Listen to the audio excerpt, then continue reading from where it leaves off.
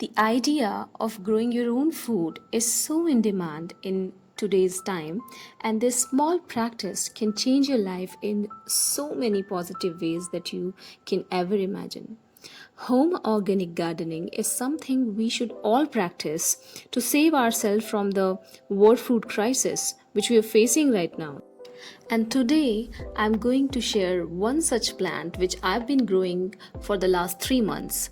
So today's video is about growing a common vegetable which we Asians eat almost every summer. I know by now you all know this plant. So yes, you are right.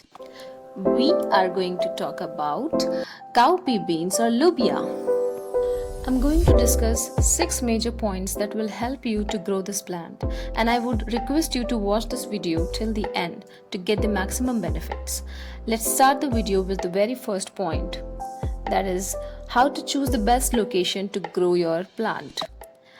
So anything that needs to fruit first needs to flower, and for good flowering we need a good 7 to 10 hours of full sunlight. So keep your lobia plants in that area where it can receive almost 10 hours of sunlight every day. Second thing is, to grow your plant you need to get healthy seeds. So where you can get healthy seeds from? So there can be many options. The first is that you can purchase some good quality certified seeds which have almost 80% of germination rate. The second thing is you can harvest the seeds from your past cultivations, but what I'm doing here is I'm directly taking the local grocery supply and extracting the seeds from it. And believe me, these seeds have given me a 90% germination rate, which is amazing. But once again I tried it for the second time from another lot of grocery and I got a 0% germination rate. And that's a total upside down.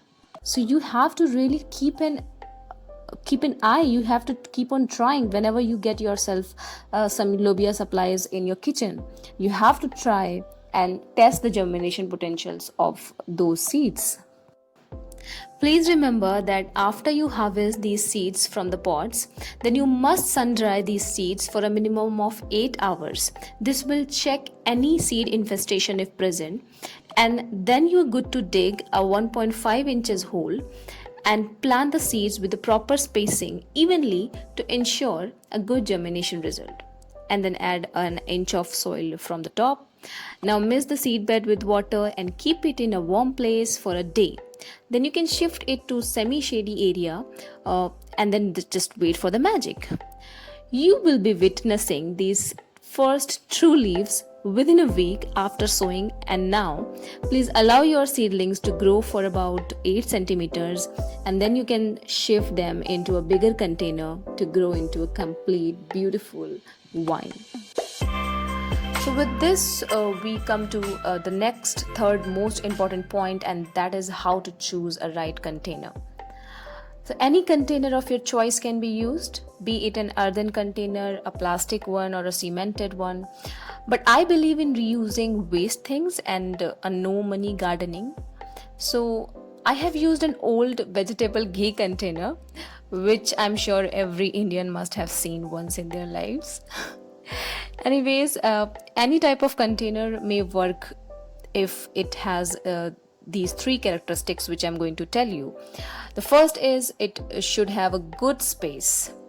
Second, it must have a proper drainage hole. And the third is air can pass easily to allow soil aeration. So let's now move to the fourth point, that is what type of soil is needed. I have never used any extra expensive material in my soil because of my no budget idea of growing plants. I only use leaf litter from my garden waste and some daily kitchen organic waste, which is first converted into a compost at home, and that makes it an absolute free supply.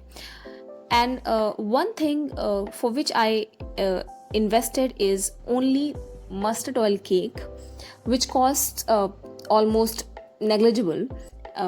as compared to the chemical fertilizers, and it is an excellent supply of nitrogen for plants. But if we analyze properly, then this is a leguminous crop and it can fix some amount of atmospheric nitrogen by itself, so it is not mandatory to provide it extra nitrogen doses. So only kitchen compost would be good enough for lobia plants. The fifth point talks about how to give these vines the support to grow upright. So as these plants get matured, they grow their tendrils. And in case you don't know what tendril is, then it is a specialized stem which is used by these climbing crops for support. And you can use simple sticks on which these tendrils can take support and grow. But I was not having a very long stick, so I used a rope for support, and then I allowed the vines to trail over a rod which I have on my terrace. And I think it would simultaneously add beauty to my small garden with all those hanging bean pods of future. Okay, so with this we come to the last point, which is how much can you harvest. So once these plants get mature, then they will keep on flowering.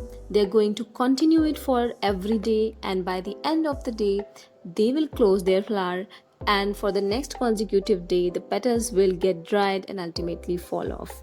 Now you can see a small green thing which is an initial fruit, and it is going to get developed into a full fruit within next few days. So you can try pinching off the tip of your vine and get more branches and more branches, and with more branches you will get more flowers, and with more flowers you can have more fruits, and ultimately you will be having much more harvest. So yes, this is how you can increase your harvest.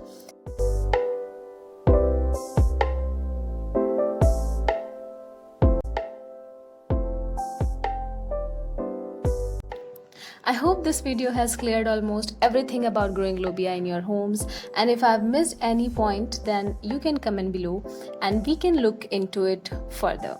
Please don't forget to like, share and subscribe to the channel and connect with us for more such videos. Thank you so much for watching it.